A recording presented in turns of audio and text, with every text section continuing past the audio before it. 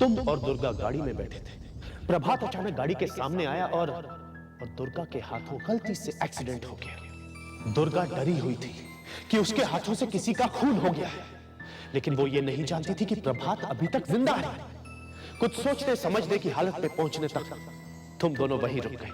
और यही वो वक्त था जब प्रभात का खून हुआ। उसी का छुरा उसी के अंदर घोंपा गया, और एक बार नहीं, पूरे 7 बार। 7 बार।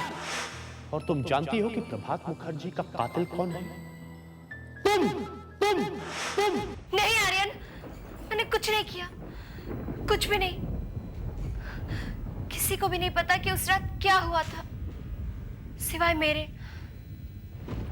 तुमने ठीक कहा, उस रात मैं प्रभात के पास गई थी तब वो जिंदा था, पर उसके बाद मुझे लगा कि अब अगर प्रभात बच गया तो दुर्गा बड़ी ही आसानी से छूट जाएगी। आखिर वो एक एक्सीडेंट ही तो था। इस एक छोटी सी बात से दुर्गा मेरे और आर्यन की जिंदगी से दूर नहीं जा सकती थी। और ठीक उसी समय कुछ हुआ। मेरी नजरें उठते ही मैंने मिस्टर एंड मिसेस परांजपे को वहां खड़े देखा। प्रभात को उस हालत में देखकर वो काफी खुश लग रहे थे। आखिर प्रभात ने ही उन्हें बड़ी बेदर्दी से मारा था। और तभी मुझे एक बात सूझी। इस मौके का फायदा उठाकर मैं वाकई दुर्गा को अपनी और आर्यन की जिंदगी से हमेशा हमेशा के लिए दूर फेंक सकती थी। मुझे याद था कि दुर्गा ने प्रभात का चाकू अपने हाथ में पकड़ा था, और जो उस समय दूर अकेली डरी और सहमी सी बैठी थी। तभी मैंने मिस्टर एंड मिसेस परांजपे से कहा, क्या आप अपने कातिल का वही हश्र नहीं करेंगे जो उसने आपका किया है?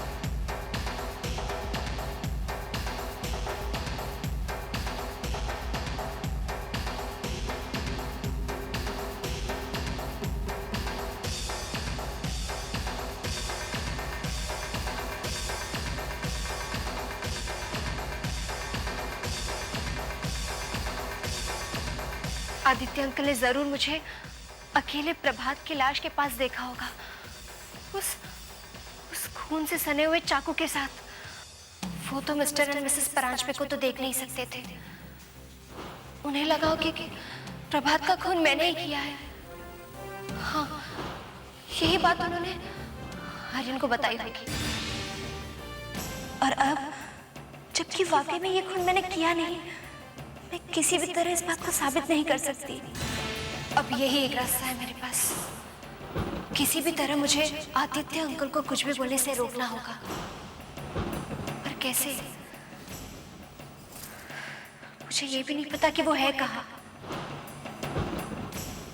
शायद शहर के हजारों हॉस्पिटल में से कहीं, या शहर के बाहर। जब मैंने आर्यन को दुर्गा को छोड़कर मुझसे शादी करने के लिए 3 दिन का समय दिया था, तो बाजी मेरे हाथ में थी। अब पूरी बाजी पलट गई, सिर्फ एक ही दिन में। क्या ये मेरी हार है? क्या दुर्गा की ही तरह मुझे भी एक ऐसी गुनाह की सजा मिलने वाली है जो गुनाह मैंने किया ही नहीं?